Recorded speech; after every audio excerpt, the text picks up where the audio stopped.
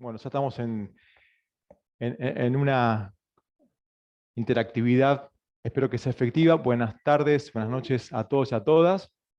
Bienvenidos a esta clase de Derecho Constitucional. La verdad que es unas pocas, pocas experiencias donde estamos interactuando entre la presencialidad y la virtualidad en el mismo tiempo, en tiempo real, con lo cual esto es muy satisfactorio. Lo que vamos a hacer hoy, vamos a continuar con los temas que veníamos desarrollando en la anterior clase, y básicamente vamos a profundizar, decíamos, con los compañeros y las compañeras, vamos a profundizar los aspectos más importantes de la Carta Constitucional. Básicamente, referirnos a el poder constituyente, concretamente al poder constituyente originario y al poder constituyente derivado, como elementos fundamentales de la estructura de la Constitución. Ustedes ya han hablado, han conversado sobre los orígenes, sobre la evolución, los primeros tiempos bastante convulsionados de la propia formación del Estado Nacional, de los pactos preexistentes que han comentado, y que en definitiva sirven como antecedentes de la Constitución Nacional. Esto sirvió para dar contenido al poder, no solamente originario, sino también al derivado. ¿En qué consiste? ¿Qué es el poder constituyente originario? Es el fundacional. Es el que tiene una fecha cierta, que es el 1 de mayo del 53, donde se sanciona la Constitución Nacional y se promulga el 25 de mayo del 53. Esa es, digamos, el dato fundacional del ordenamiento jurídico principal de nuestra organización. Y por supuesto que el derivado se pone en marcha, se activa cada vez que el consenso político en la historia institucional ha determinado la necesidad de reformar el texto constitucional. Básicamente nos referimos a los 5 o 6 casos que hemos presenciado como pueblo, ¿no? 1860, 1866, 1898, 1949, 1957, 1972 y 1994. Por supuesto que de todas estas reformas constitucionales o manifestación del poder derivado porque emana de ese poder originario, es derivado, es una reforma. Reformar significa, bueno, modificar, agregar, sustituir, alterar, pero para avanzar en esa modificación se requiere una necesidad. Siempre hay que justificar las necesidades en materia jurídica, en todos los ámbitos, administrativo, constitucional, en derecho privado, pero básicamente y sobre todo en materia pública y sobre todo en materia constitucional. Porque ustedes imagínense que me estoy refiriendo ya y vamos directamente al artículo 30 de la Constitución. Les pido tanto a quienes están físicamente aquí con nosotros como a los que con tanta estima nos dirigimos a quienes están virtualmente, que tengamos la Constitución a mano. Por favor, les pido que o en el celular o en papel, pero que la tengamos en términos didácticos, digo, para que se pueda subrayar, escribir, anotar, agregar, les va a ser muy útil. Hay constituciones comentadas. Nosotros con el doctor Rizzo, hace unos 3, 4 años, trabajamos y lanzamos al mercado una Constitución Nacional comentada y actualizada, ¿no? Concordada con la jurisprudencia reciente, etcétera. Pero más allá de eso, es muy valioso que ustedes vayan anotando de su propia autoría, quiero decir, siguiendo las clases, porque complementan el material que nosotros les sugerimos con las obras clásicas a las cuales ustedes pueden acceder, Vidal Campos, Quiroga Lavie, Badeni, de los que ustedes tengan a su alcance, siempre que sea, por supuesto, actualizado. Y de esa manera ustedes tienen completa una visión más acabada del estado actual del derecho constitucional. Entonces, vale entonces la sugerencia de traer la Constitución, ¿no? En todas las clases. Le decía, el derivado entonces implica esto, la reforma. Tres aspectos centrales en la reforma constitucional que marca el artículo 30. Primero, la necesidad de la reforma. Por ley, no es menor. ¿Qué es la ley? Pregunta del millón. No es un tema elemental de secundario. ¿Qué es ley? Los países no se ponían de acuerdo qué es la ley. Es más, yo creo que al día de hoy todavía puede haber dudas de qué es la ley. Esto ya lo digo en sentido casi metafórico porque digo por la fuerza que adquirió el decreto en muchas repúblicas. La atenuación del presidencialismo que a veces prometen las reformas constitucionales como la nuestra, no es tan cierta. Si ustedes van a la ley 24.309, que es la que declaró la necesidad de la reforma en el año 94, y van a los temas habilitados para la reforma, en una suerte de paradoja, se van a encontrar que los grandes títulos con los cuales se encabezan las reformas a la Constitución, el transcurso del tiempo, tengamos en cuenta que vamos a 30 años de la reforma 94, el que viene. Con lo cual, los hechos nos demuestran en muchos temas estructurales, troncales, públicos, que ocurrió absolutamente lo contrario a lo que pregona el título de los temas habilitados. Dentro de la atenuación del sistema presidencial, se vigorizó o se fortaleció de una manera notable a través del poder normativo, muchas veces desmesurado, que ha echado a mano el presidente de la República. No me refiero actualmente, ni tampoco al tema de la pandemia, que por ahí si quieren lo podemos discutir. Me estoy refiriendo a los últimos 30 años.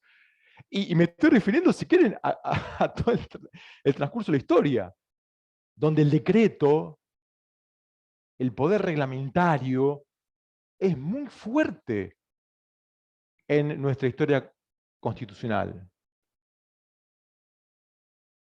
Esto tiene que ver con la pregunta que hice recién, ¿qué es la ley? Bueno, es la propia historia de la América Latina, aclarar qué es la ley. Miren, la Comisión Interamericana de Derechos Humanos, en la opinión consultiva 6 del 86, tuvo que salir a aclarar qué es la ley, como si fuese un curso de una escuela secundaria.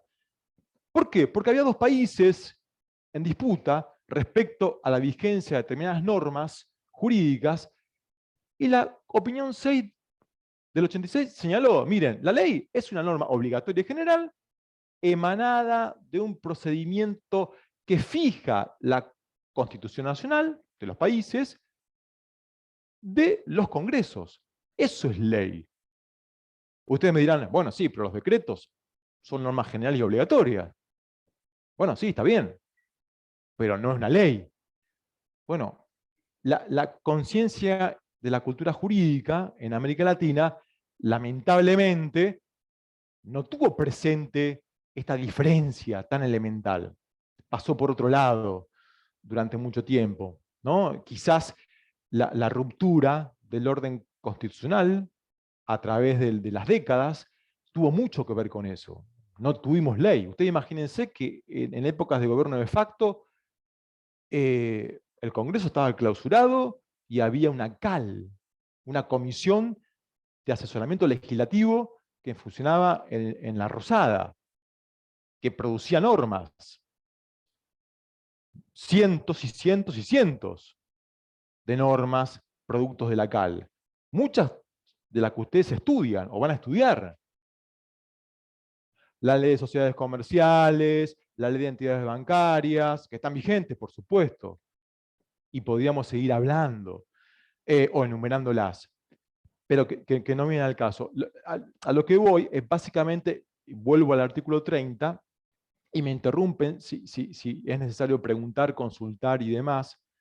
Para eso es la clase. No, esto no es una clase magistral ni pretende serlo, es conversar con ustedes, es mostrar los temas, el menú de temas, y entrar a conversar y a opinar y aclarar si es necesario, por supuesto. Entonces, decíamos tres cosas, tres elementos básicos del artículo 30 para reformar la Constitución. Primero, la necesidad de la reforma, la necesidad clara de la reforma a través de un...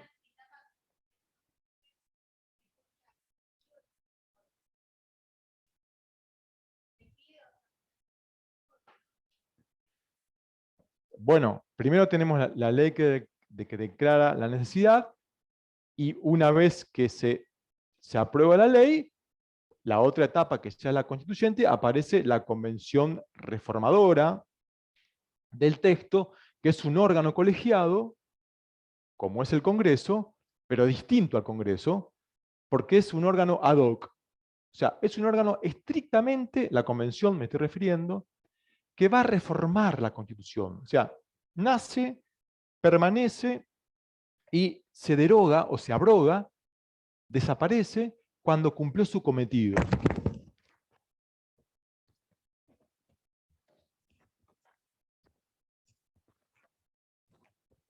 Cuando cumplió su cometido. ¿Se escucha? Sí. Cuando cumplió su cometido. Entonces, decíamos, la convención de la reforma tiene que actuar en los límites o en los parámetros que le fija el Congreso de la Nación. El Congreso conformado por diputados y senadores, como todos sabemos, elegidos por la voluntad popular, pero la Convención de la Reforma también es un órgano elegido, son cargos públicos electivos, no de la naturaleza similar a la del Congreso, por las razones que estamos exponiendo, pero sí lo es también. No obstante, tiene que esa reforma, esa convención, perdón, actuar en el marco que le establece el Congreso de la Nación a través de la declaración de la necesidad de la reforma. Repetimos, por ley. ¿Por qué? Porque el Congreso no solamente habla por la ley. Esto es muy importante que ya lo sepamos desde ahora. ¿Cómo se manifiestan los poderes? El Ejecutivo en sentido estricto se manifiesta por decretos, tiene una potestad reglamentaria que, bueno, que de alguna manera se materializa en 4 decretos autónomos, de ejecución, decretos delegados y los famosos DNU, decretos de necesidad de urgencia. Repetimos, decretos autónomos, decretos de ejecución o reglamentos, son sinónimos, vamos a usarlos bajo esa óptica. Reglamentos delegados, artículo 76 de la Constitución, esto lo vamos a ver en una clase en particular. Sí, decime.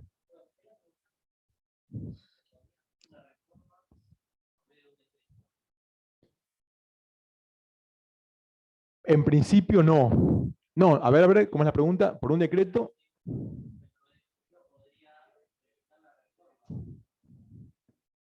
Bueno,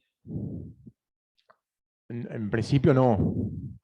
No, porque el artículo 30 expresamente habla de la ley que declara la necesidad de la reforma.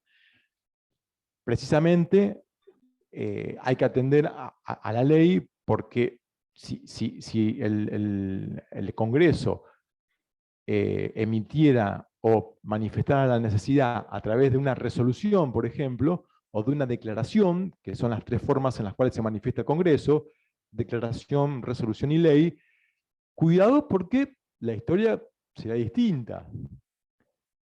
¿Por qué? ¿Por qué les parece que la historia sea distinta? Repito la pregunta, ¿por qué sería distinto si el Congreso de la Nación emitiera o redactara la necesidad de la reforma por una resolución, por una declaración o por una ley? ¿Qué les parece a ustedes? Porque con una minoría, ¿se escucha? Va por el lado del acuerdo, pero a ver, un poquito más armada esa respuesta. Vas bien orientado.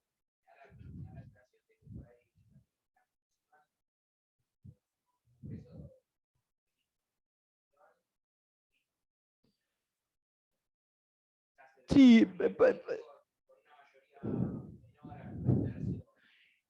bueno, va por esos extremos. Porque la ley en realidad requiere de un consenso muy amplio, porque ustedes tengan en cuenta que la ley atraviesa tres etapas o cuatro, básicamente, ¿no? La sanción, como todos sabemos, o mejor dicho, el proyecto, la sanción, la promulgación del presidente. Ojo con esto. Porque ustedes imagínense, el Congreso emite una o redacta la necesidad de la reforma y eventualmente el presidente la promulga. Ojo, parcial o totalmente. Sería realmente una situación conmocionante, signo de que no estaría el consenso absolutamente cerrado. Mientras que si se aprobase, ibas a decir algo. No, no. De hecho, en las materias vedadas aparece, bueno, una serie de materias en que no se puede avanzar. No se puede avanzar, aparte, sí.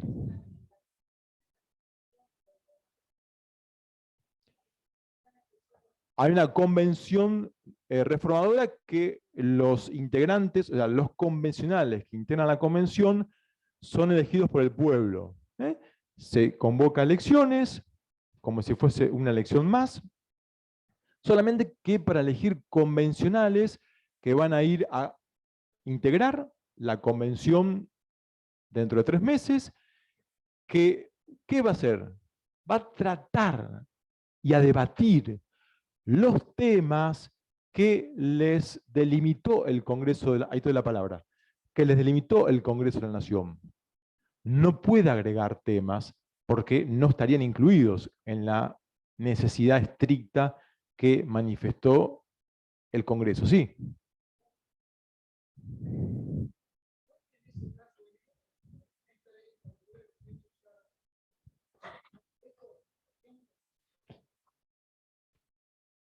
Bueno, el veto o la promulgación parcial, cuando veamos Poder Ejecutivo vamos a entrar en detalle en esas herramientas, pero avanzo en la respuesta. Ahora, sí, no estaría impedido, porque el presidente de la República tiene una atribución discrecional en materia de promulgación de las leyes.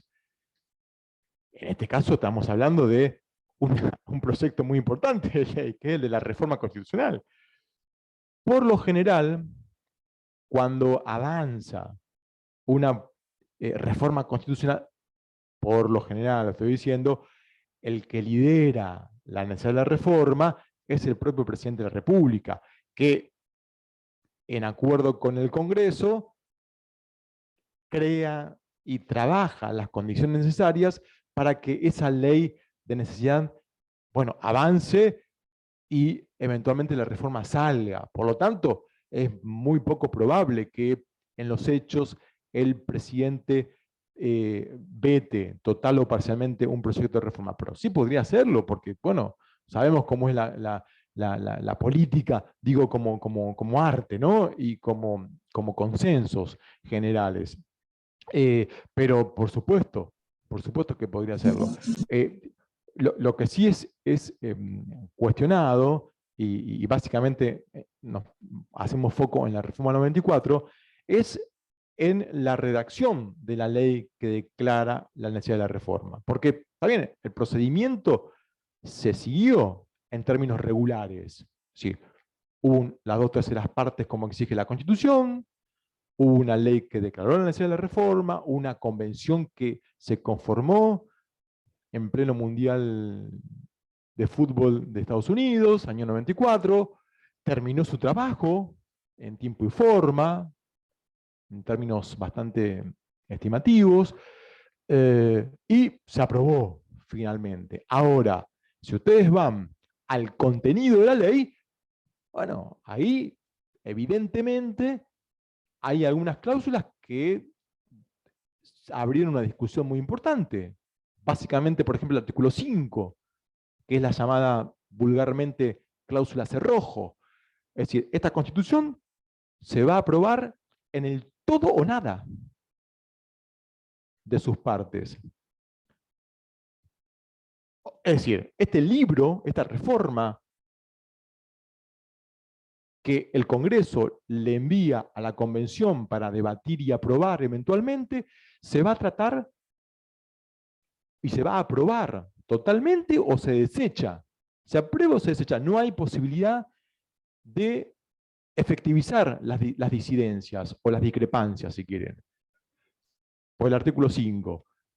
Es decir, si ustedes toman las sesiones convencionales constituyentes, por supuesto que hay desde Barcesat, pasando por, lo nombro a él porque es uno de los convencionales más conocidos, pero pasando por muchos otros convencionales que han tenido visiones muy particulares sobre temas muy concretos, discrepando ampliamente o quizás en forma muy sutil, depende, porque había muchas opiniones muy diversas, pero lo que no se pudo lograr es hacer sustanciales cambios en una reforma que ya estaba preestructurada o preestablecida, predeterminada.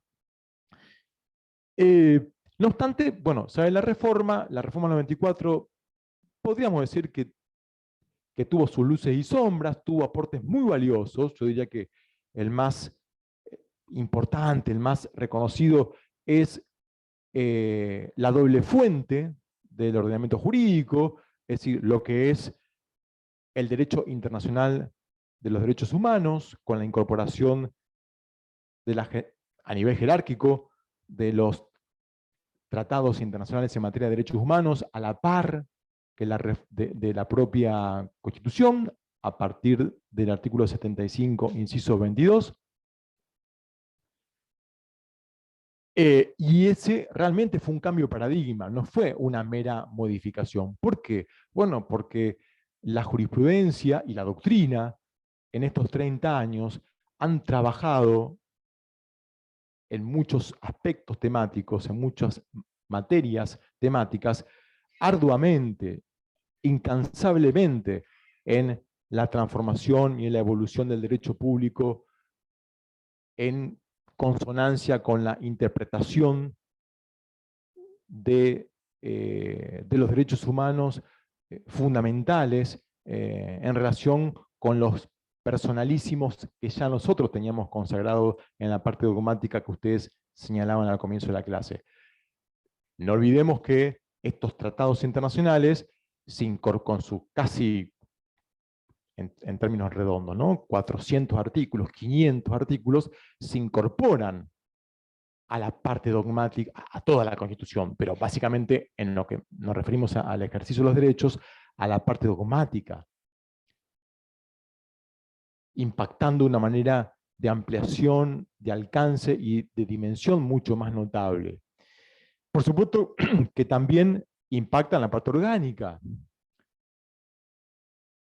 pero básicamente nos estamos refiriendo en cuestiones de la composición del poder político en aquellos extremos, en aquellos puntos donde hay una clara incidencia en el ejercicio de los derechos. Pero quiero decir que si uno tiene que analizar esta reforma del 94, evidentemente tiene luces y sombras, tiene aspectos que han sido altamente positivos, como lo estamos mencionando, pero otros que han sido muy cuestionados y otros que han sido inconclusamente, digamos, perdurables en el tiempo, pendientes. Y esto ha generado grandes conflictos políticos, institucionales, sociales, si quieren. Porque no es casual que los grandes temas de estructura de nuestro país no se hayan reglamentado. Y me estoy refiriendo a los temas que se judicializan en la actualidad. Coparticipación federal, por ejemplo.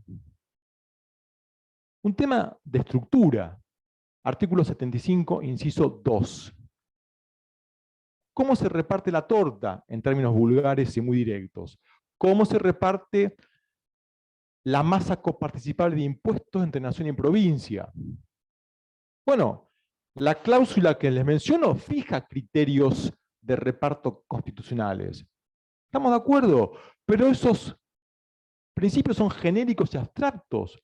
Me hablan de solidaridad, me hablan de capacidad productiva industrial y comercial. No, no, no, no. Vamos a porcentajes, indicadores. Porque si no, nos pasa lo que nos pasó. Desde el 94 a la fecha tenemos un desfile de provincias que pugnan en la justicia por su cuota parte de alícuota de coparticipación. Entonces, en un sistema actual convive el 75 inciso 2 con una agujereada y reformada y vieja ley de coparticipación de la época de Alfonsín, la 23.548, que es la última ley que fija con porcentajes y con indicadores determinados cuánto dinero le corresponde a cada provincia. ¿Desde qué punto de vista? Desde la densidad de la población, desde la capacidad productiva, comercial, industrial de cada provincia, porque claro, no es lo mismo distribuir la masa tributaria para Catamarca, Jujuy, Mendoza, Santa Fe y la provincia de Buenos Aires, por decir algunas de las provincias. Entonces, claro, ese es un tema, o ni hablar de lo que tiene que ver con el Consejo de la Magistratura, donde ustedes van al 114 y son fórmulas genéricas, abiertas.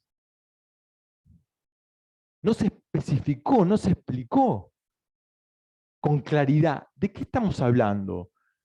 ¿A qué apuntamos cuando nos referimos al equilibrio de los poderes?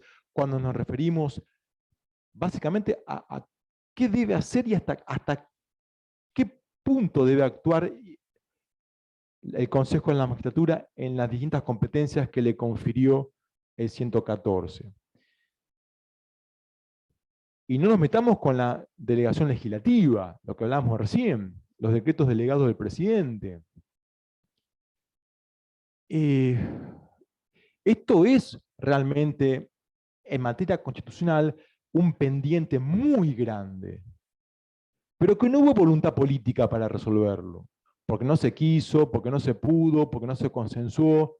Miren, yo en el 99 trabajé en la Comisión de Asuntos Constitucionales del Senado, y tuve esa suerte, porque llegaban los proyectos de reglamentario de todos estos temas. Hacía poquito tiempo que se había reformado la Constitución. Y se estaban venciendo los plazos para debatir y concluir estos temas. Cerremos estos temas. O sea, había 2.000, 3.000 leyes delegadas que derivaban del decreto de la facultad presidencial, y la idea era, como dice la cláusula octava de la Constitución, ¿no? Vieron que hay un último capítulo de la Constitución que habla de las disposiciones transitorias. La cláusula octava dice, hay 5 años para que caiga todas las leyes producto de la delegación legislativa, o las normas producto de la delegación legislativa. Los decretos delegados del presidente, ¿no? Que había emitido. Nosotros en Argentina tenemos decretos delegados desde el caso Delfino, 1927, imagínense, 100 años. Si van ustedes a los manuales, se van a encontrar con 3 leading case, 3 casos testigos de delegación legislativa en Argentina, que habilitaron, y esto, por supuesto, que tanto la Corte como los tribunales inferiores fueron habilitando y respaldando la facultad presidencial de los decretos delegados. Pero muchas veces se ha hecho con abuso, con exceso, lo que se tradujo en una concentración del poder político en el Ejecutivo muy importante. Todos sabemos que hay, más allá de que el presidente tiene una facultad discrecional que tiene que ejercer, porque ocupa la primera magistratura del país y es elegido popularmente por el pueblo, valga la redundancia, pero más allá de eso, tiene que hacerlo en el marco de ciertos parámetros. Sí, el presidente no puede expedirse en materia penal, por ejemplo, o en materia, si quieren, tributaria, porque hay un principio básico que es no hay impuestos sin ley, la legalidad tributaria, o la ley en materia penal. Entonces, digo, en materia, para completar lo que les acabo de decir, los 3 casos más importantes en materia de legislación delegada es el caso del Fino, año 27, donde hace referencia, ustedes lo pueden ubicar en los manuales, es muy claro, donde hace referencia a la posibilidad del Poder Ejecutivo de sancionar normas vinculadas al derecho disciplinario, estrictamente sanciones administrativas, no normativa penal. Pero en la década del 50 esto se amplió mucho más, con el caso Mubiel, con B corta, el caso Mubiel. El caso Mubiel le da, bueno, una facultad mucho más notable, de mayor avance del Ejecutivo en materia legislativa, materialmente legislativa, porque empezó a hacer tipos penales el Ejecutivo, lo que no puede realizar. El tipo penal se debate y se consensúa y se aprueba en el Congreso de la Nación. Los delitos penales, los tipos penales, que después se agregan, por supuesto, y se incorporan al Código Penal. 1956, 57, no recuerdo exactamente el año, pero es un fallo de corte entre esos 2 años. Ese fue el punto de inflexión donde se permitió y donde se habilitó, ya sin ningún tipo de resquemor, la delegación legislativa. Y después tenemos el caso Cochia, con CH, ahí te doy la palabra, en el año 93, en donde el presidente de la República por aquel entonces modificó en un bloque normativo muy importante en materia portuaria. Normas en materia laboral, en materia de convenios colectivos, de trabajo, etcétera, vía decreto delegado.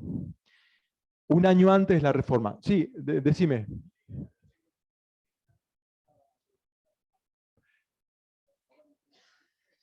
No, el año 56-57 es el caso Mubiel, de delegación legislativa. La doctrina de facto que decís vos, el quiebre, digamos, o el primer signo donde se reconoce la doctrina de facto es en la década del 30, donde la Corte Suprema acuña la doctrina de la revolución triunfante.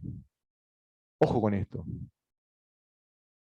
Ojo con esto porque, digo, son temas distintos, pero sí, lo aclaramos porque vos lo preguntás, pero que también en un punto tiene que ver con todo esto. ¿Se entiende?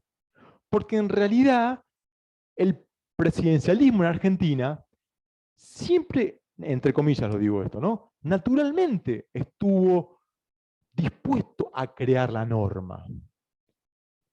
Porque era su principal labor en tiempos de autoritarismo. Entonces, esos interregnos democráticos que ha tenido, digamos, duraban escasos meses, en algunas oportunidades, en otro tiempo algunos años, pero muy limitadamente, no fueron suficientes para crear otro tipo de conducta o de hábito. En el Ejecutivo, cuando yo digo Ejecutivo, no digo solo, me refiero al presidente por una cuestión de gráfica, ¿no? Didáctica. Pero cuando yo digo Ejecutivo, me refiero al Ejecutivo en sentido estricto, el presidente, pero también en sentido amplio. ¿Por qué? Porque en sentido amplio significa que si el Congreso no existe, o si el Congreso tiene un rol pasivo para debatir y crear leyes, los ministerios, las secretarías y las demás reparticiones públicas le baten el parche desmedidamente a la lapicera y reglamentan todo. Regímenes sancionatorios, contractuales, cómo se contrata, todo tipo de aspectos entran a reglamentar y hacer la norma el Ejecutivo. Insisto, todo tipo de reparticiones. Con el agravante que nuestro poder administrador, nuestro Ejecutivo estricto y amplio, ocupa, yo diría, un 70, 80% de lo que es el poder político total de la Argentina. Porque el sistema nuestro es presidencialista. El presidencialismo. No tenemos un sistema parlamentario. Sí, el poder es legislativo, pero no es parlamentario. El sistema parlamentario tiene otras, si quieren, otros contrapesos, otras contrapartidas con el Ejecutivo. Nuestro sistema, a la misma usanza de otros países latinoamericanos, tiene un liderazgo personal e institucional del Ejecutivo en todo aspecto, con el agravante de los antecedentes autoritarios que tuvo la Argentina, donde el poder normativo se acrecentó demasiado. Entonces, digo, para volver a la reforma 94, para ir completando antes de un primer descanso, un primer corte, si quieren, para despejarnos. ¿Están cansados? ¿No? ¿Sí? ¿No? Digan la verdad, no mientan. Bueno, tampoco sean tan sinceros, digamos.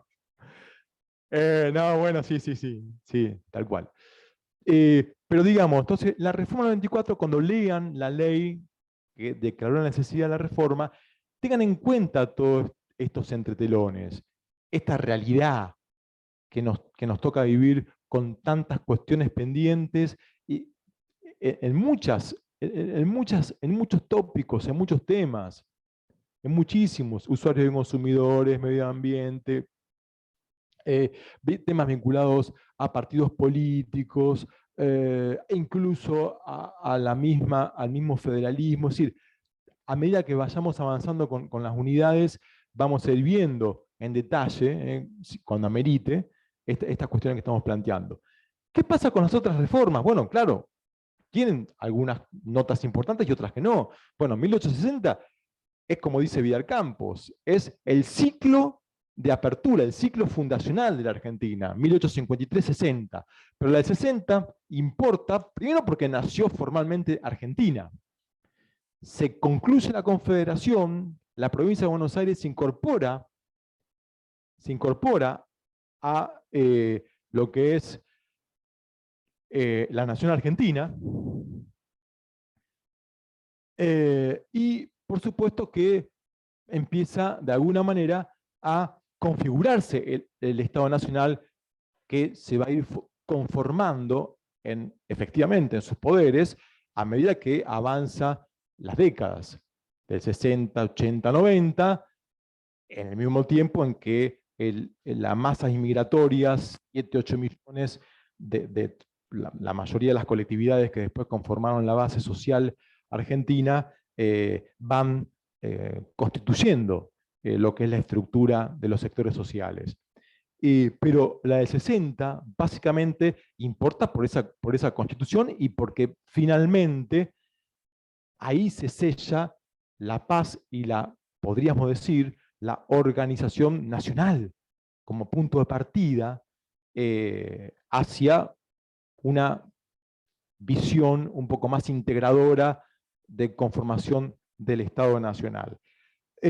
Las sucesivas reformas 1866 y 1898 tienen que ver, son menores, pero tienen que ver con, sin dudas, con algunos cambios del número de ministros, una y la otra vinculada a conformación de los poderes, pero en un menor detalle.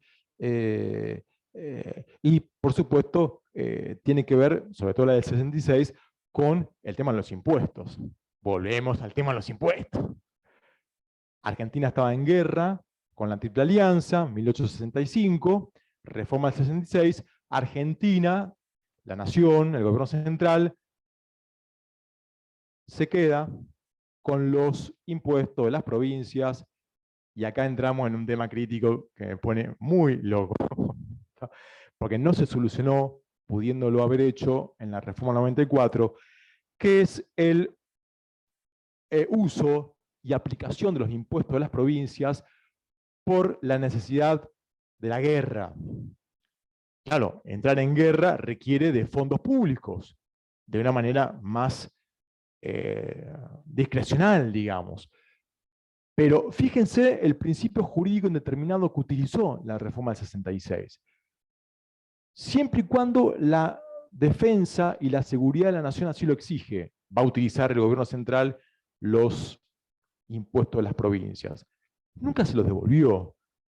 Digo, la reforma 94 tuvo la posibilidad de eliminar esa expresión o esa cláusula, digamos, o corregirla, o modificarla, o enderezarla, llámenla como quieran, si la idea era dejarla, digo, ¿no?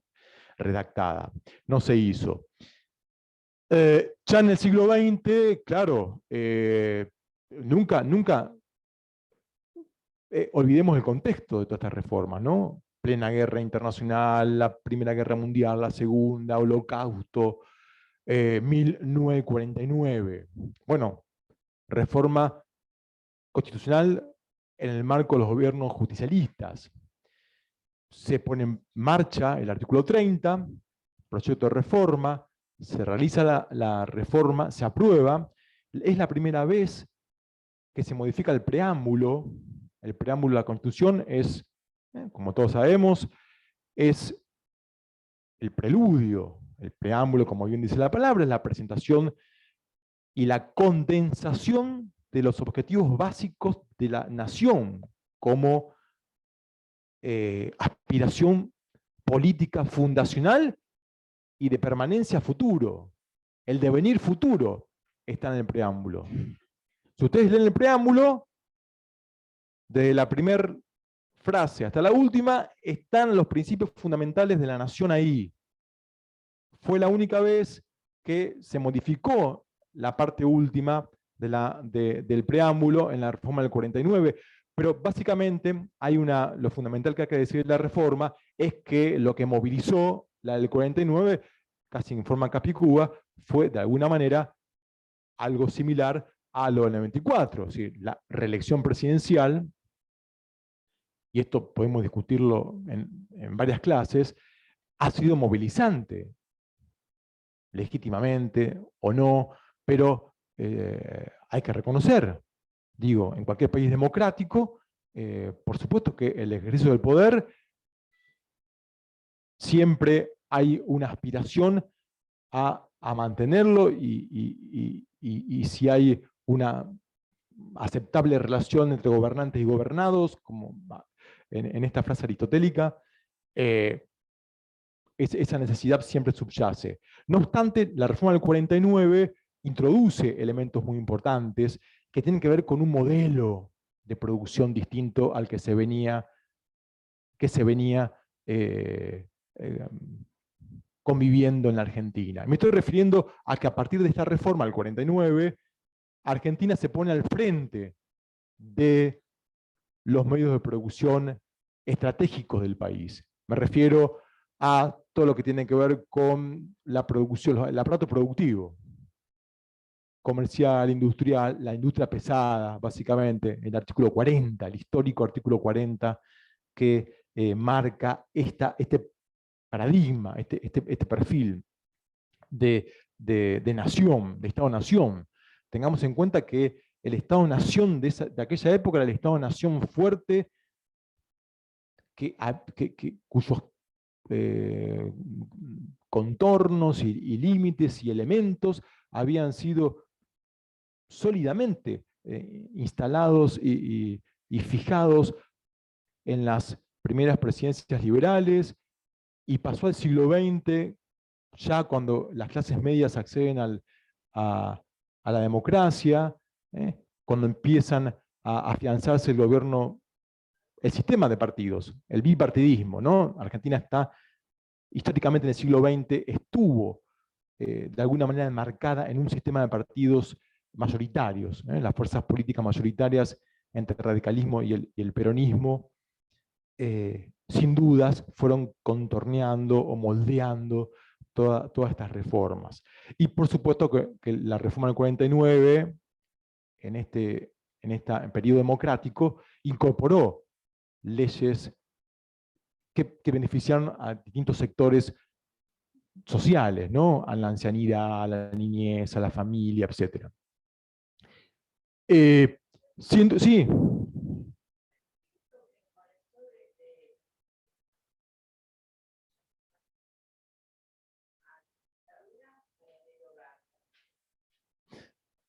No, entiendo que el principal argumento que ellos esgrimen, ellos digo, los que veían afectados, molestos, ellos esgrimían que la ley que declaró la necesidad de la reforma había sido aprobada sin las 2/3 partes en términos del artículo 30, que no habían sido los suficientes votos alcanzados, tal es así que fíjense ustedes que la reforma del 94, cuando todos los convencionales juran, lo hacen por todas y cada una de las reformas aprobadas menos la del 49. Con lo cual, bueno hubiese sido haber estado presente, digo, ¿no? Testigos para opinar y para ver qué pasaba en esos días. Digo, respecto a las disidencias y las opiniones encontradas respecto a la forma de votación de esa constitución. Lo que sí. Gracias.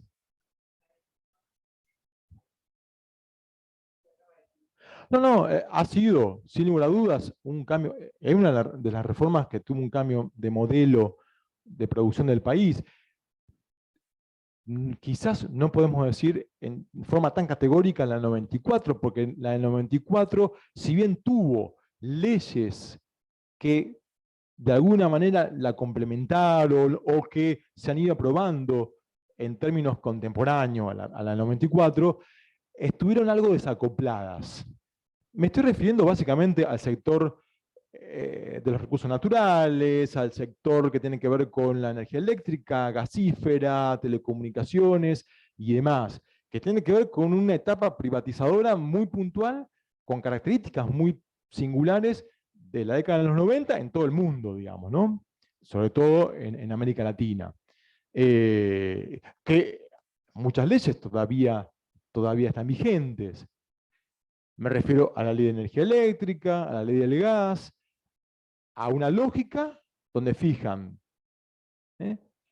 temas muy puntuales, tarifa, inversiones, relación empresa-gobierno, sectores y demás, que de alguna manera poco o casi nada tienen que ver con lo que después la reforma 94 estableció respecto a los recursos naturales, que reglamentan esas leyes, pero que en términos superiores, en otra clase vamos a hablar de la supremacía constitucional, tengamos en cuenta que esa pirámide jurídica que aprendimos en el secundario, donde en la cúspide está situada la Constitución Nacional y en gradación jerárquica aparecen, se van ubicando las otras normas que deben ajustarse a lo que dice la Constitución Nacional.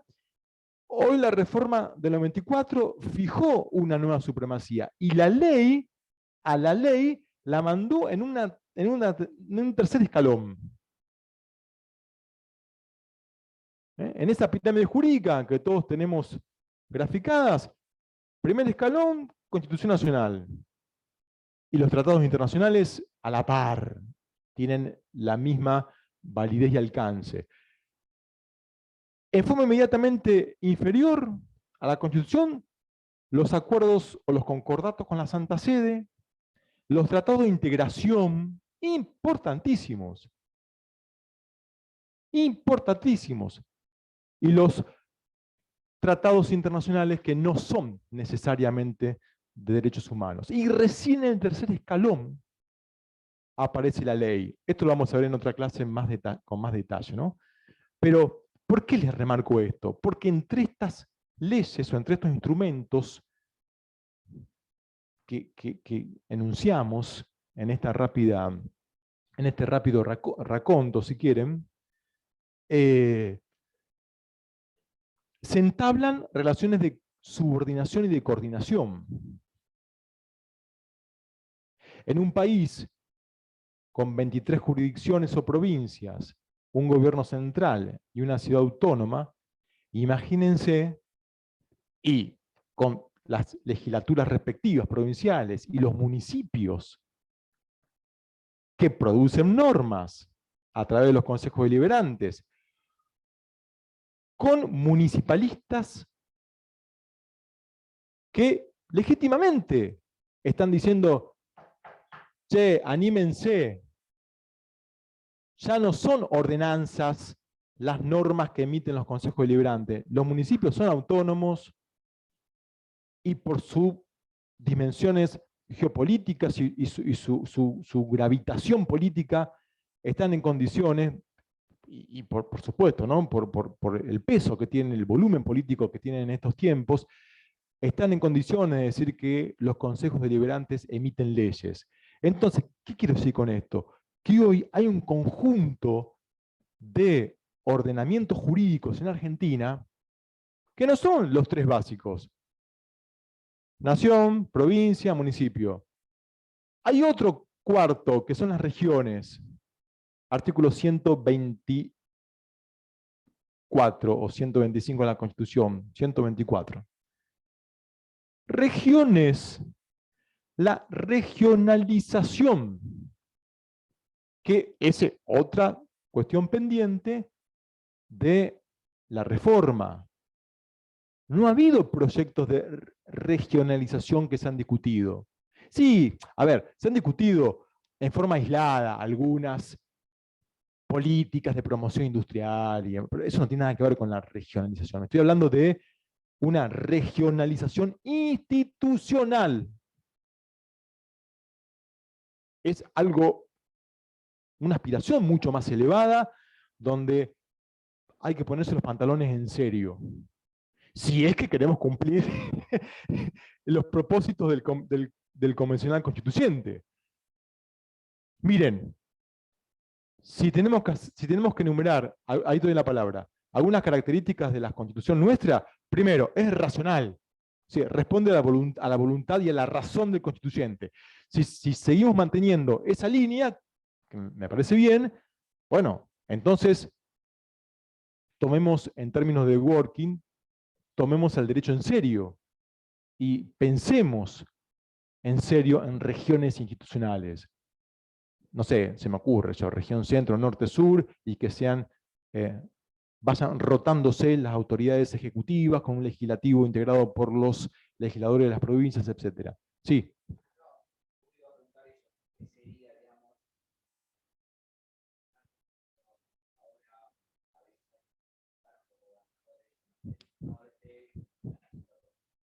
Sí, sí, exactamente.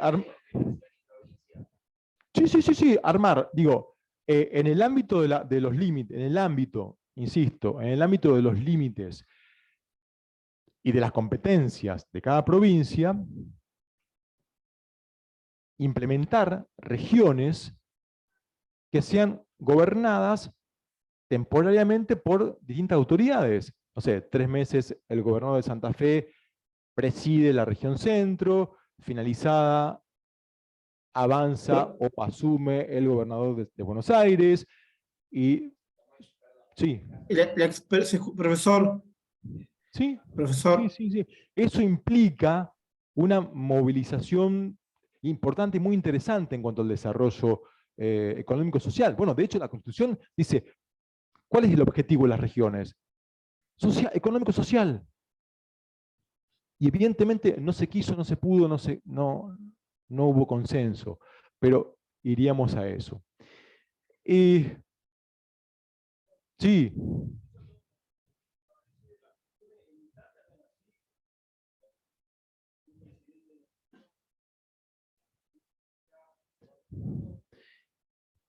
Sí, Italia, España tienen una forma de federalismo muy particular, muy singular, que poco tiene que ver con nuestro federalismo.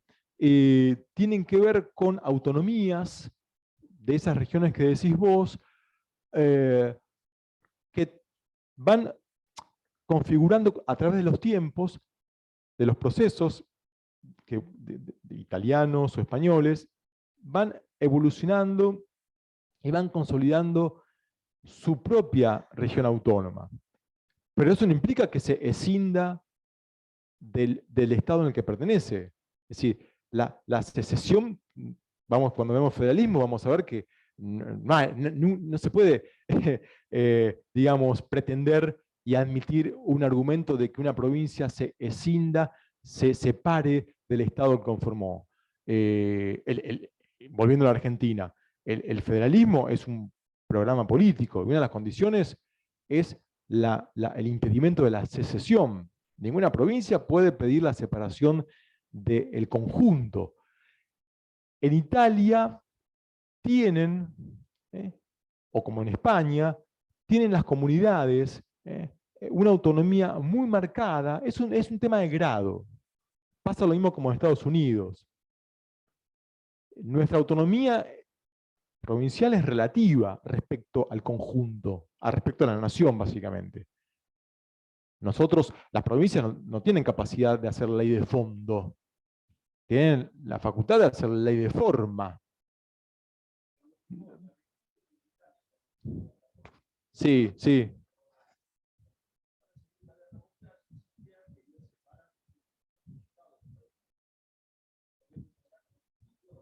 Exactamente. Exactamente. Exactamente. Sí, sería un nuevo régimen. O sea, habría que ir fundando un nuevo régimen a partir de estos primeros pasos que daríamos en el marco de las regionalizaciones. Sí.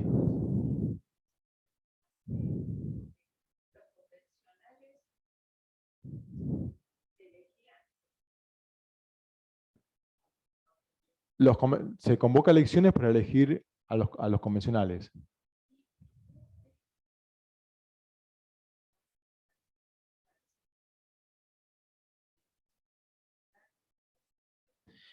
Bueno, a ver, te respondo desde la teórica o desde la práctica. No, a ver, se supone que decíamos que recién, poder constituyente derivado. El poder constituyente radica en el pueblo, como la soberanía, ¿no? Artículo 33, teoría clásica del derecho político, si quieren, derecho constitucional.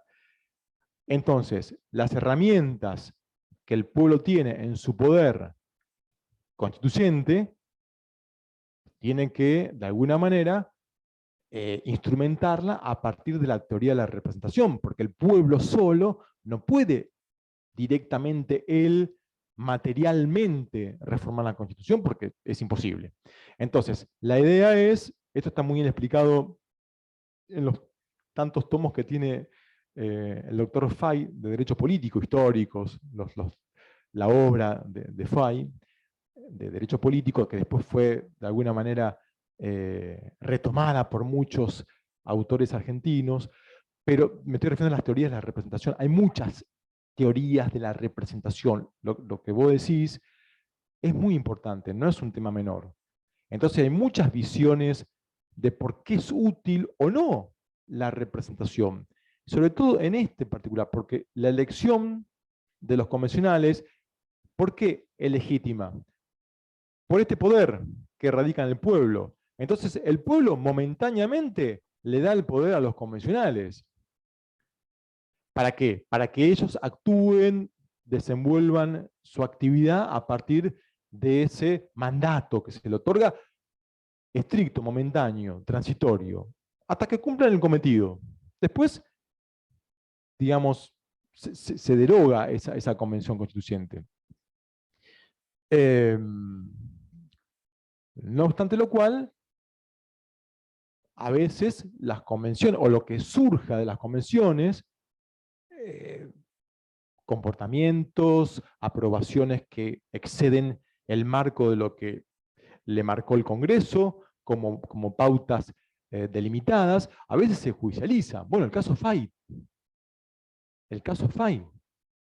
No estaba adentro de los temas habilitados referirse a los jueces. Tener el límite de la edad de los 75 años. Entonces salió el caso Fay.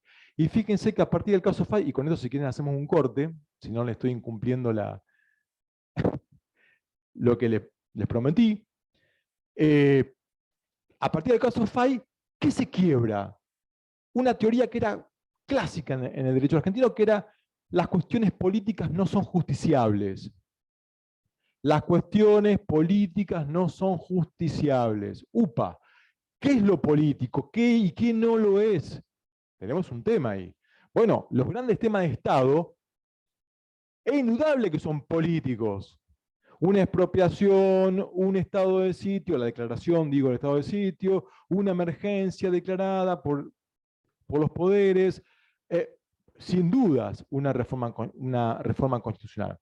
Entonces, en el caso Fay, y con esto concluimos esta parte, nos tomamos un ratito, ¿qué dice la Corte? Dice, señores, en casos en que haya una violación del procedimiento, una violación manifiesta del procedimiento de la reforma constitucional, ahí sí interviene la justicia a los fines de enderezar, corregir o observar determinados excesos, etc. No con el contenido, si es que fue autorizado o habilitado por el Congreso. Si se excede, por supuesto, o si se expide la convención en un tema que no estaba habilitado por el Congreso, ahí habrá alguna objeción de la justicia. Pero mientras esté habilitado por el Congreso y el procedimiento fue regular, no habría ningún tipo de razón para las cuales intervenga la justicia, porque es un tema político. La justicia interviene en cuestiones políticas en forma excepcional, cuando hay una arbitrariedad manifiesta. Lo viene diciendo la Corte desde hace décadas. Cortamos un ratito y nos encontramos en 10-15 minutos, ¿les parece? ¿Sí? Bueno.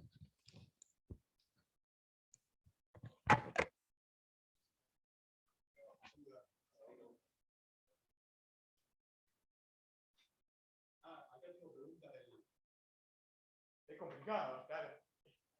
Atender las preguntas del chat claro, claro. Bueno, no obstante, les quiero comentar, espero para la felicidad de todos, que estamos tratando de incorporar un JTP que nos ayude en las clases, que nos asista en las clases a todos y a todas. Eso va a fluir más y garantizar la participación de los que están de aquel lado y los que estamos de acá. Porque esto que es ideal y que realmente es un golazo, está buenísimo, requiere de un mayor esfuerzo, ¿no? De todos.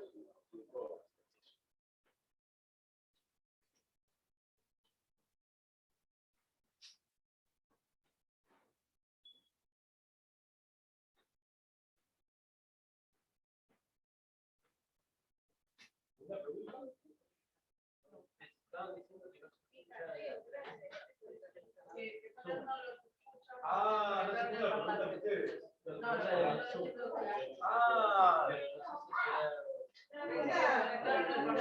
No, yo tendría que leer. Claro, no, claro.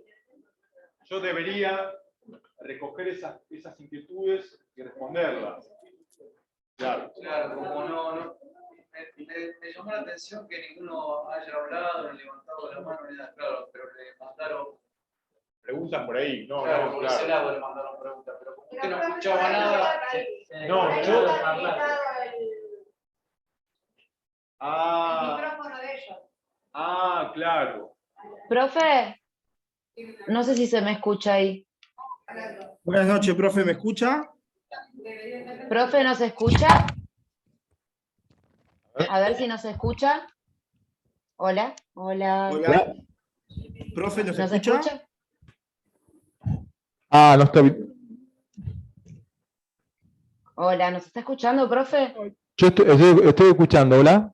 Bien, Hola. me parece que lo que pasó es que no se nos escuchaba, o sea, varios quisimos participar y no se nos escuchaba. Por eso empezamos a escribir en el chat.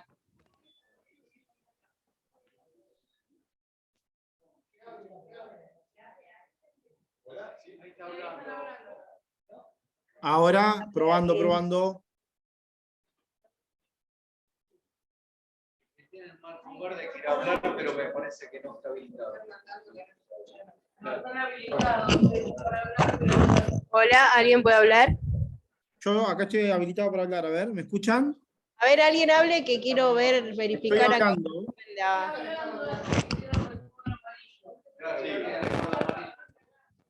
Buenas. Hola, probando.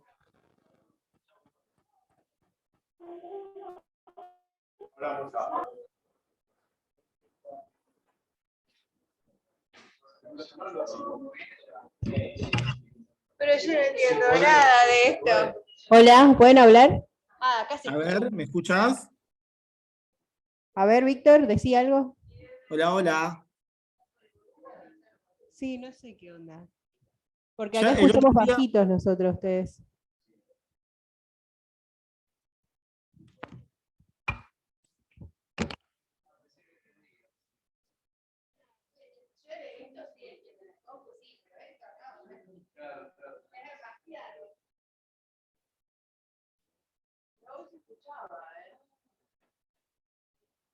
¿Será esto que.?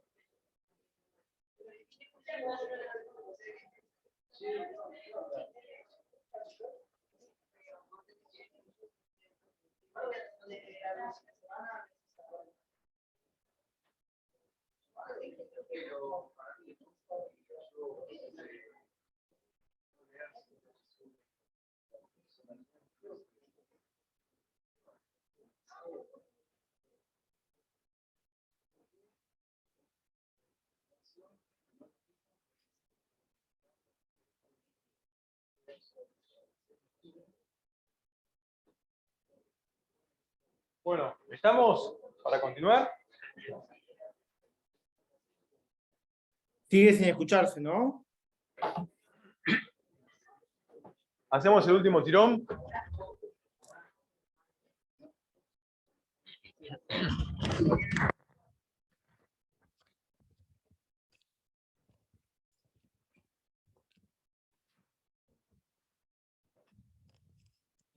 Bueno, inquietudes, preguntas, aportes.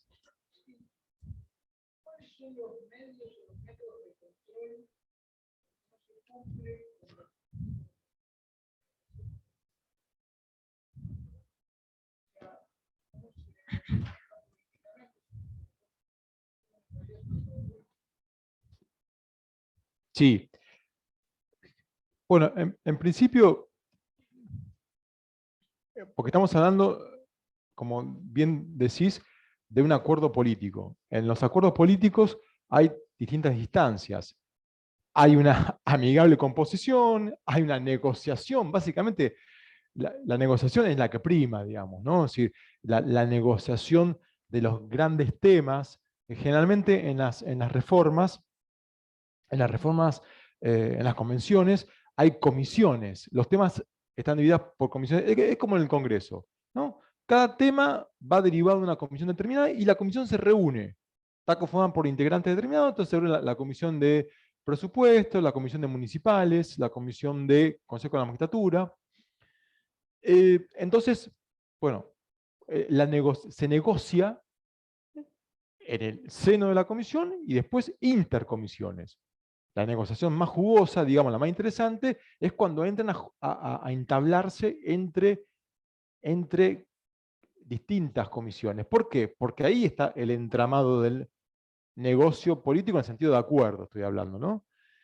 Y ahí entra a conformarse la legitimidad en serio de la reforma. Es muy débil si no existe ese compromiso político. Si el compromiso político, es muy interesante escuchar después a la distancia, ¿no? Del tiempo, a los actores de la Reforma 94, ¿no? Entonces yo escuchaba una entrevista por Zoom, por YouTube, la escuchaba este invierno, que le hacían a Eduardo Menem, que fue autoridad de la convención.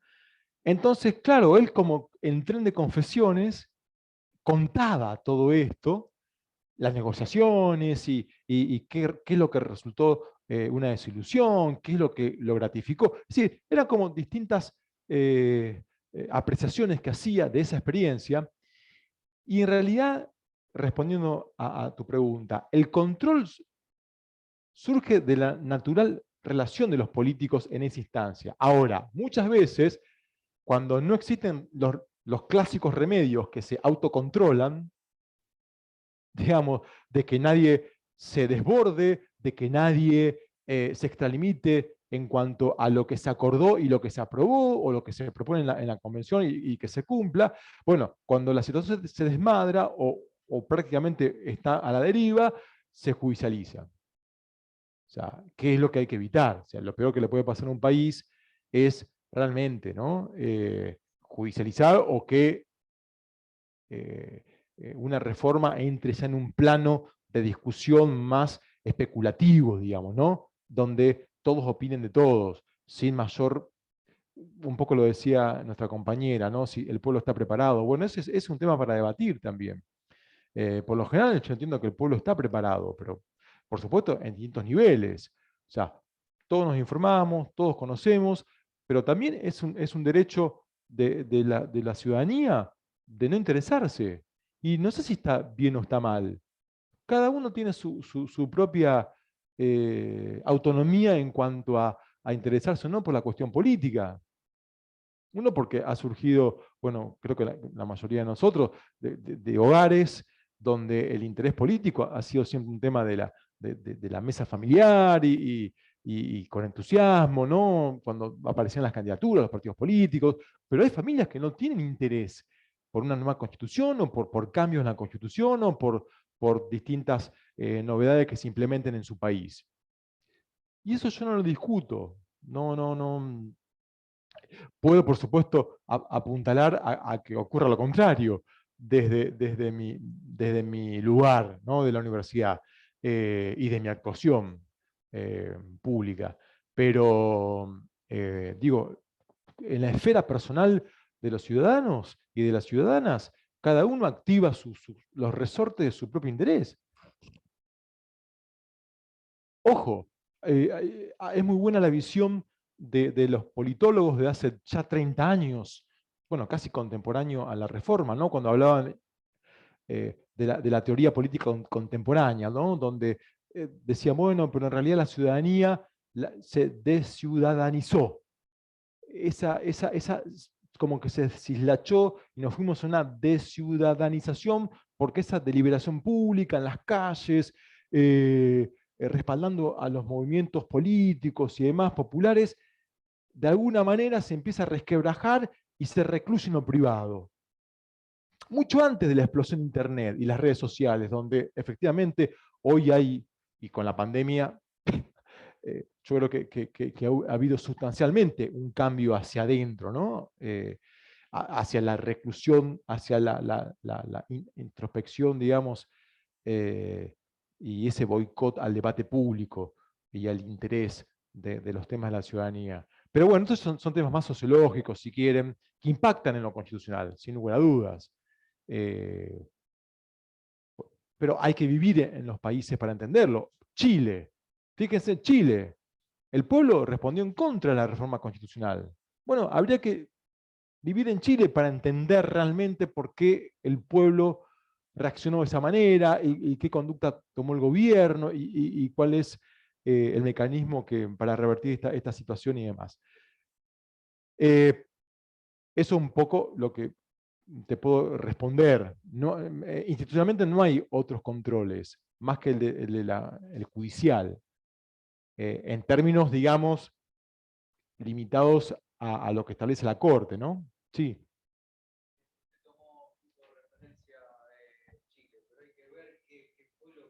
No, el detonante. No, claro, claro.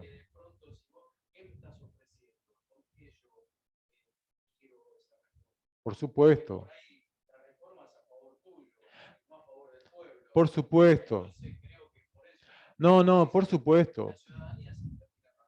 Miren, chicos y chicas, estimados y estimadas, detrás de cada cláusula constitucional hay una historia aparte. Hay intereses, entramados, que está buenísimo conocerlos, interesarse, si realmente a uno le importa la cosa pública. Pero como vos bien decís, decime tu nombre, por favor. Jorge. Hay que estar ahí, interiorizarse y conocerlo, la propia historia de su país, ¿no? Bien, ¿alguna pregunta más de lo que estuvimos conversando? Si no, avanzamos un poco para cerrar algunas cuestiones que no quiero que queden sueltas de lo que venimos conversando. ¿No? Bueno, entonces, hablábamos del poder constituyente y constituido, los tipos de reformas, hablamos de las características de cada una, que esas las pueden encontrar en la bibliografía. La del 57 fue muy importante porque es la incorporación de los derechos sociales, el 14 bis, básicamente. Fue una paradoja también porque un gobierno de facto convoca una convención constituyente por decreto, pero bueno, eso es lo paradojal del proceso constitucional argentino, que a veces no coincidió con un proceso democrático. Si ustedes leen o conocen o se interesan por el constitucionalismo social en Argentina, y es bastante heterogéneo el desarrollo. No hay un acompañamiento constitucional de lo social casi en forma, yo diría, a la par del avance de las leyes. De pronto hubo un conjunto de leyes a comienzos del siglo XX, promovidas por el socialismo, que después fue retomada por otros gobiernos y que oportunamente, fíjense, se plasman en la Constitución en el artículo 14 bis, en un momento en el cual el gobierno nacional toma algunas normas importantes de la OIT y las reconoce por decreto, y eso de alguna manera, me estoy refiriendo prácticamente a la igualdad, a la igual remuneración por igual tarea entre el hombre y la mujer, que esa fue realmente la idea central de ese 14 bis, que después, claro, por supuesto que después perdió fuerza por la historia propia que vivimos, con la serie ininterrumpida de gobiernos intermitentes civiles y militares en Argentina, hasta lo desencadenante con Malvinas, ¿no? Pero quiero decir con esto que fíjense que las reformas constitucionales han vivido zigzagueando todos estos procesos. Incluso la del 72, ¿no? Que fugazmente se incorporó el balotaje o la doble vuelta, que después voló, no se aplicó finalmente. Y por supuesto, señalar que la reforma 94 ya había sido de alguna manera mentada por Alfonsín y por la fuerza radical de aquel entonces, en el año 85.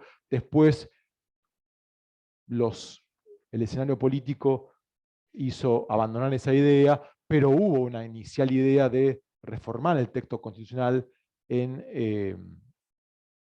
el 85, que después se retomó en el 94, como todos ustedes saben. Después vamos a ir viendo a través de las clases el origen o la procedencia, ¿no? De algunas figuras extrañas que están en la Constitución, medias raras, ¿no? Que nunca hicieron pie. ¿Vieron cuando ustedes se tiran a la pileta, cuando eran chicos, y que decían, no hago pie, me hundo, no puedo salir a la superficie? Bueno, a algunas figuras de la Constitución les pasa eso. Y me refiero al jefe de gabinete. El jefe de gabinete, queridos y queridas, nunca hizo pie en la Constitución. Nunca. Porque descongestionó la masa de competencia del presidente, nunca funcionó como fusible entre Ejecutivo y Legislativo, no va nunca al Congreso, tiene que ir todos los meses.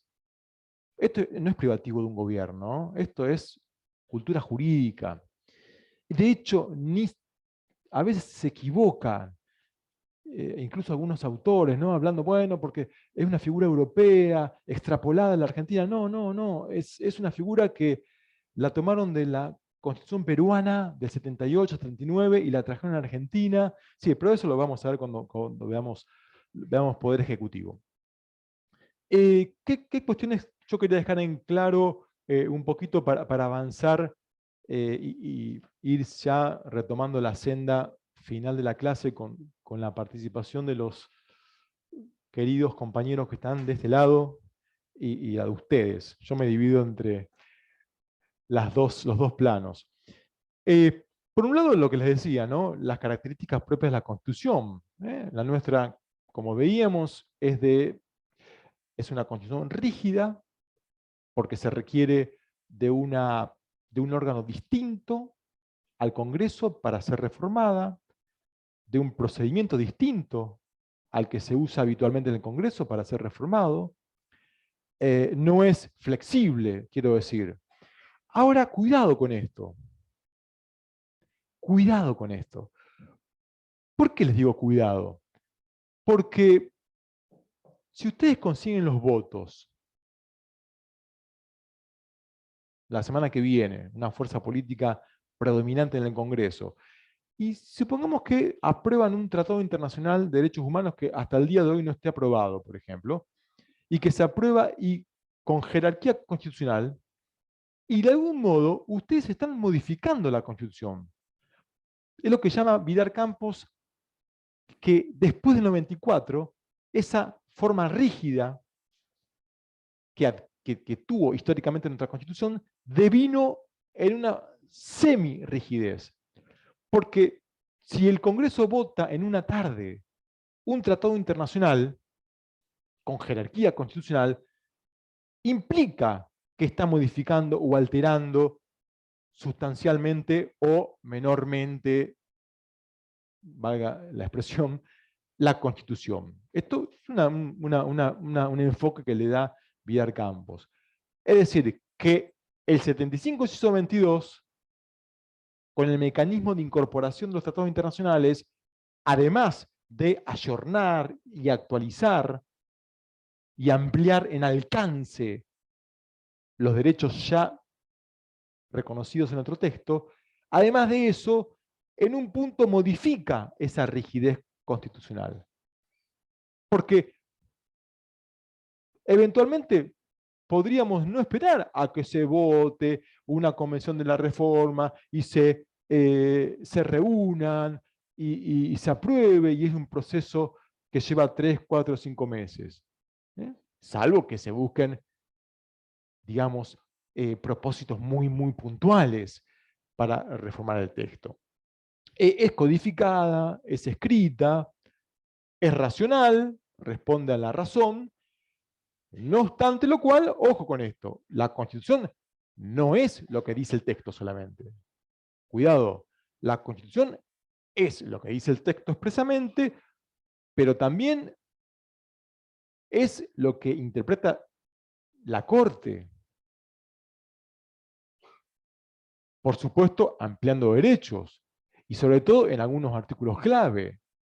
Fíjense el artículo, digo, los más susceptibles de ser interpretados, ¿no? Los más factibles de ser, los más ricos, quiero decir, de ser completados en su contenido. El 19, por ejemplo. El 19 diseña, configura un ámbito público y privado donde hay que rellenar permanentemente, constantemente. No sé, ejemplo.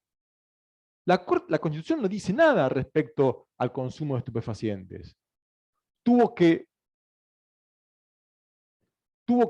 llegar un pronunciamiento de la justicia, caso Arriola, para que se autorizara o se permitiese el consumo de estupefacientes dentro de las acciones privadas de los hombres y de las mujeres, agregaríamos, que no ofendan a Dios y que ni a la moral ni dañen a terceros. Digo, parafraseando el texto del 19.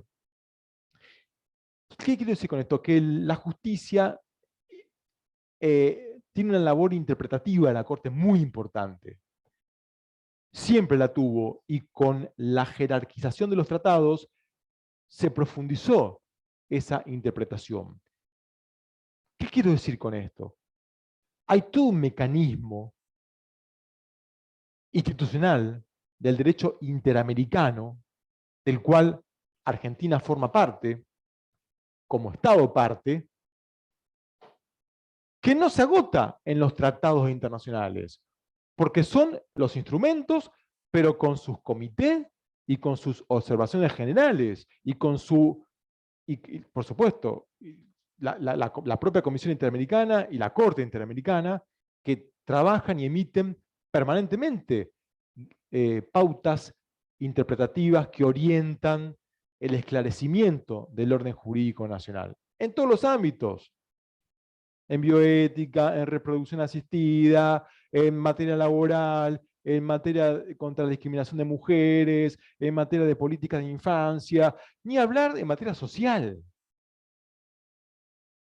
Ni hablar en temas de extrema actualidad, como el tema de los subsidios en materia de derechos sociales, en materia de vivienda digna. Digo, bueno, podemos enumerar, si quieren, una serie de derechos que activan la interpretación. Es decir, sin lugar a dudas, la Constitución es viva, es texto vivo, como dice el caso Peralta, cuando legitimó el ahorro forzoso en los 90. Si bien ha sido bastante escandaloso digamos, el pronunciamiento, el resultado final, digo, del pronunciamiento, pero los considerandos, bueno, realmente, dice, postulan verdades que tienen que ver con la perduración en el tiempo de la Constitución, que hay que mantenerla viva. Bueno, a través de las reformas o a través de la interpretación de su texto, de los jueces o de la propia doctrina. Después vemos, como todos ustedes saben, hay distintos tipos de interpretaciones constitucionales. Hay una interpretación histórica, que tiene que ver con el contexto y las circunstancias de un momento determinado. Hay una interpretación exegética o auténtica. ¿Qué quiso decir el legislador? Bueno, analicemos. Una interpretación gramatical, esa interpretación minuciosa, ese estudio puntual donde entramos en detalle y vemos qué quiso decir. Y también hay finalmente una interpretación selectiva. Si yo puedo llegar, no sé, imagínense en la corte, en una cámara, en un fuero, donde hay 3 jueces, bueno, puede haber opiniones encontradas. Bueno, votemos. ¿Cuál de las interpretaciones es la más aproximada al sentido común, al espíritu de la cláusula? Sí, hay muchos caminos para finalmente entender y desentrañar, porque de eso se trata, ¿no? De desentrañar el texto de la Constitución. Constitución que en esas 2 partes que marcaron ustedes, parte dogmática y parte orgánica, tienen distintas cláusulas. Las más importantes son las operativas y son las programáticas. ¿Qué diferencia hay entre una y la otra? Que la primera es de una aplicación y funcionamiento inmediato, sin necesidad de una posterior normativa que las reglamente. Sí, yo básicamente para ejercer el derecho a la educación no necesito una autorización especial que me habilite, o para circular, o para ejercer el culto. Está bien, hay normas urbanísticas, hay normas de la facultad que tengo que respetar, si hablamos del derecho a la educación, pero eso se trata de otra cosa, digamos. Estamos hablando de estrictos derechos constitucionales.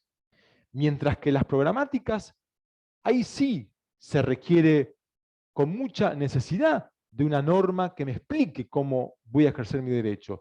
¿A mí de qué me sirve que el 14 bis me diga que yo tengo derecho a las vacaciones pagas o derecho al aguinaldo, al sueldo anual complementario, si no tengo una ley que me establezca el cálculo del aguinaldo o el cálculo, de acuerdo a la antigüedad que registro en mi actividad, el correspondiente periodo de vacaciones que voy a gozar? O la vivienda digna, ¿no? O sea, fíjense, ¿no? Tan genérico y tan indeterminado el derecho a la vivienda digna. ¿Qué es vivienda digna? A lo sumo puedo aproximarme a representarme la idea de una vivienda, ¿no? La ventana, la puerta y la vereda y el techo dibujaría un menor y nosotros nos imaginábamos. Pero digna, epa, digna. Ya los fallos están hablando en ciudad, en nación, del ecosistema, el derecho a medio ambiente sano y las garantías del acceso a los recursos naturales mínimos suficientes para que esa vivienda sea digna. No solamente que tenga techo. Entonces, cuidado con esto, porque las cláusulas programáticas históricamente nacieron, entre comillas, y me aventuro a redondear la idea, pero nacieron para no ser cumplidas. Nació en la época de Mussolini. O sea, lo programático, por lo general, había una idea bastante distorsionada de lo programático. Programemos para mediarlo, programemos para que no sea inmediato, que de pronto se planifique, pero se ejecute posteriormente. Pueden ocurrir muchas cosas en esa transición hasta que se programe y se ejecute un derecho. No obstante lo cual, claro, el derecho social no es un derecho fácilmente aplicable en lo inmediato, como todos sabemos. Media en una serie de circunstancias, media que haya disponibilidad presupuestaria, depende de cuál fuese la necesidad pública que que se tienen que satisfacer, median que se apliquen determinados resortes, que haya una política de vivienda, que haya una política de seguro social, que se creen condiciones que tornen viables esos derechos sociales. Por lo tanto, si ustedes en algún momento tienen que meterse a estudiar los derechos económicos, sociales y culturales que están reconocidos en la convención que tratan esas materias, van a ver que los comités que asesoran y que amplían los conceptos y los alcances de esa convención, dan pautas para que los estados parte del sistema tuitivo interamericano, protectorio interamericano, tengan en cuenta a la hora de asignar subsidios a los más vulnerables, ejecutar derechos sociales, garantizar acceso a la vivienda digna. ¿Por qué? Bueno, porque no se puede livianamente garantizarlos, porque no es serio. Volvemos al derecho en serio. En sociedades como las actuales, cualquiera de las nuestras de la región, donde hay múltiples necesidades y escasos recursos, la justicia, vía la Corte Interamericana, la Comisión Interamericana, los tribunales de los países que interpretan y que analizan esas construcciones que hacen estos organismos internacionales, tienen que hacer el mayor esfuerzo para conocer y aplicar esas pautas que ellos nos legan. Estos órganos internacionales nos transfieren, nos obligan a cumplirla. Este es un tema también importante, ¿no? Eso ya lo vamos a ver en un momento. Ahí nos metemos con el caso Fontevecchia, 2017, fallo de corte. ¿Es obligatorio seguir los fallos de la Corte Interamericana? Eso lo dejamos para otra clase. Hoy estamos un poco cansados. Pero no, lo dejo tranquilo. En principio, no es obligatorio seguir los fallos de la Corte Interamericana de Derechos Humanos, siempre y cuando el derecho interno ofrezca desde su propio ordenamiento una solución concreta superior o equivalente al de el que ofrece la Corte Interamericana. En general, como decía y quedó como legado Vidar Campos, la teoría del seguimiento. Corte y Comisión Interamericana fijan pautas de seguimiento, orientativas de seguimiento. ¿Por qué? Porque evidentemente en algunos temas puntuales los estados parte a veces tienen soluciones superadoras de las que nos puede dar la Corte Interamericana. Para cerrar la clase de hoy y para escuchar a ustedes si hay preguntas o consultas y demás, solamente decirles que toda esta estructura o este esquema constitucional se utiliza básicamente, primero para el bienestar común, para que se cumplan esos derechos, y para que se cumplan los derechos de la Constitución, tiene que haber un control constitucional que controle la Carta, históricamente. Esto nos viene de Marbury con Madison de 1803, Estados Unidos. No olvidemos que el modelo constitucional, no solamente presidencial, sino constitucional, de control constitucional y de supremacía constitucional, lo copiamos del modelo estadounidense. Esta idea de la cúspide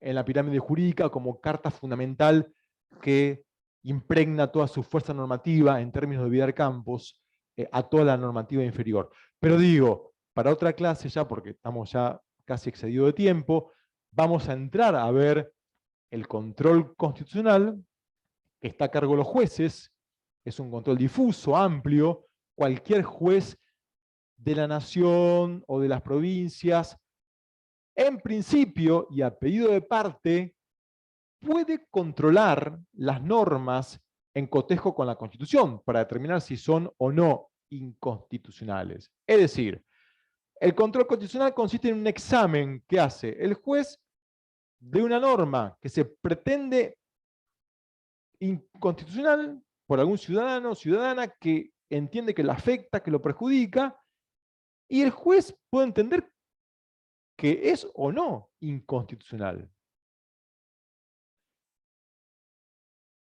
Ese control es entonces difuso, en principio es entre partes, a veces, de acuerdo a la naturaleza del caso, hay un efecto multiplicador del resultado de ese pronunciamiento, porque Jorge era tu nombre, ¿no? Sí.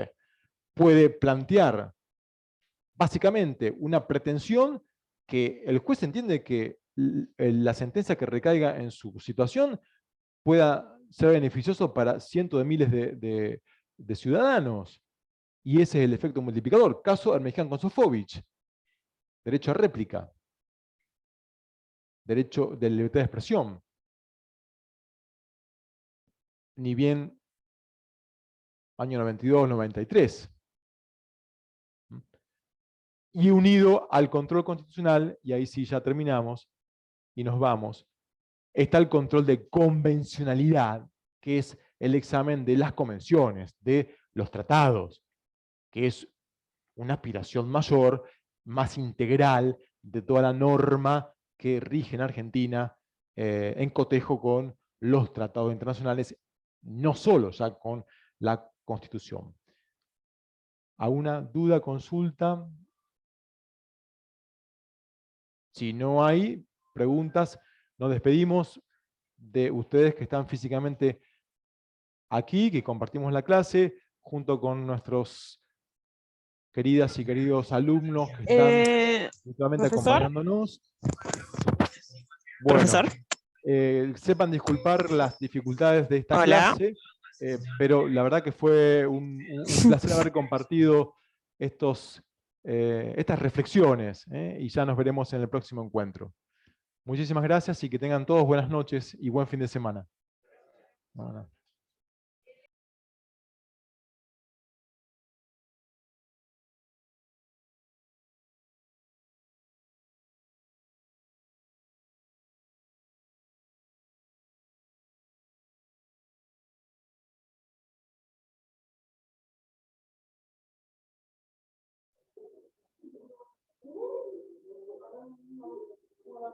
Listo.